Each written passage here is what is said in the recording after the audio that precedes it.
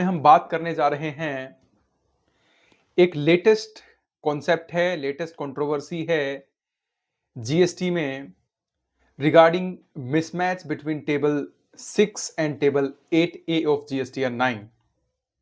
GSTR 9 की due date 31 of December 2023 है और जैसे ही ड्यू डेट पास आ रही है प्रोफेशनल्स को जीएसटीआर 9 फिल करने में काफी प्रॉब्लम्स आ रही हैं।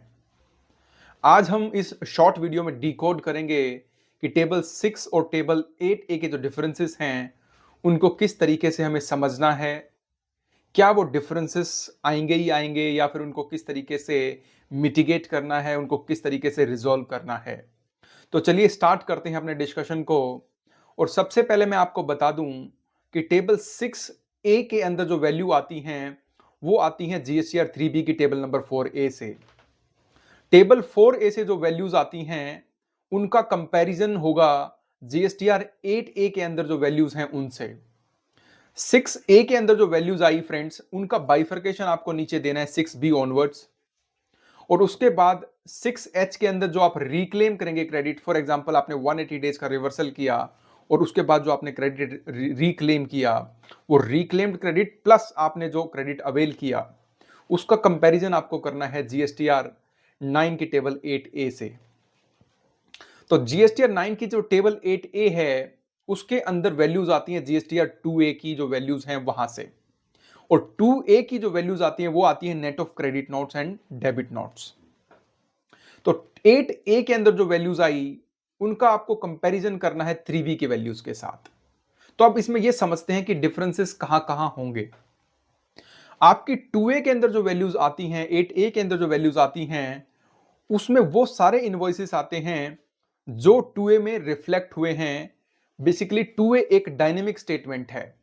फाइनेंशियल 22-23 के मंथ्स के रिलेटेड अप्रैल से लेके मार्च का अगर कोई भी इनवॉइस 23-24 के रिटर्न में भी फाइल होता है up to a cut off date, तो वो आपकी 22-23 की रिटर्न में ही रिफ्लेक्ट होगा। लेकिन अगर आपका इनवॉइस उसके बाद फाइल होता है तो 8A में रिफ्लेक्ट नहीं होगा। तो हम आज एक स्पेसिफिक डिफरेंस की बात करेंगे जो जनरेट हो रहा है 8A versus 6B plus 6H में। 6B में आपने क्रेडिट वो लिया जो आपकी 2B में आया, because 16,288 came from 1 of January 2022। तो पूरे फाइनेंशियल ईयर 22-23 में 16,288 वो चला और आपने क्रेडिट लिया 2B के बेसिस पर। 2B के बेसिस पर क्रेडिट लेने की वजह से जो इनवॉइसेस नेक्स्ट फाइनेंशियल ईयर में रिफ्लेक्ट हुए T+1 में वो आपको क्रेडिट उनका मिलेगा अगले फाइनेंशियल ईयर में, लेकिन आपकी जीएसटीआर 9 की टेबल 8A में इनवॉइसेस वो आ रहे हैं तो उनको आपको स्पेसिफिकली रिफ्लेक्ट करना पड़ेगा अपनी 8C के अंदर। 8C में आप बताएंगे कि ये वो इनवॉइसेस हैं जो they are pertaining to financial 22-23 but the credit for these invoices is taken in the next financial year। तो ये एक मेजर मिसमैच था। दूसरा मिसमैच होगा क्रेडिट नोट्स का, यानी परचेज रिटर्न्स का। आप परचेज लेते हैं, आपका सप्लायर क्रेडिट नोट फाइल करता है, 8A के अंदर जो इंफॉर्मेशन आ रही है, जो डेटा आ रहा है वो नेट ऑफ क्रेडिट नोट्स आ रहा है। लेकिन जो टेबल नंबर 6B है वो आपका जो 6A की जो ऑटो पॉपुलेटेड वैल्यूज हैं वो आ रही हैं gross from April to December.